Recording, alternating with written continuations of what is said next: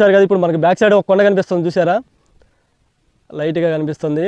ఆ కొండ కూడా మీకు అక్కడ కూడా పైన కోట అనేది రాజుల కాలము ఆ టైంలో కోట అనేది కూడా ఉందంట. ఆ కోట గురించి కూడా నేను కొంతమందిని అడుగుతున్నాను, ఎట్లా పైకి వెళ్ళడానికి ఎట్లా దారి ఏంటి అనేది. వెళ్ళడానికి కొంచెం రిస్క్ అని చెప్తున్నారు. ఈ అడవిలో ఉండ అట్లా కొండపైకి వెళ్ళడానికి దారి అయితే లేదని చెప్తున్నారు అనమాట.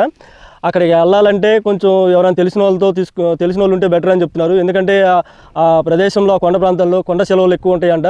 అలాగే ఏదో పిచ్చి చెట్లు అనేవి కూడా ఉంటాయంట. ఇది మనకి చేతులుగా ఇట్లా ఒంటిగానే తాగి గీసుకుంటే పిచ్చోళ్ళు అయిపోతారని కూడా ఏదో చెప్తున్నారు. సరే ఒకసారి మనం తెలియకుండా ఎందుకు వెళ్ళటం అని చెప్పేసి నేను ఒంటరిగా అయితే వెళ్ళలేదు. మనం ఎక్కడికి వెళ్ళినా కానీ సింగిల్గా వెళ్ళి నేను వీడియోలు చేయడం నాకు అలవాటు అనమాట. ఇప్పుడు అక్కడికి ఆ కొండకాడికి వెళ్ళడానికి కూడా కొంతమంది ఎవరన్నా తోడు చేసుకెళ్తే బెటర్ అనిపిస్తుంది.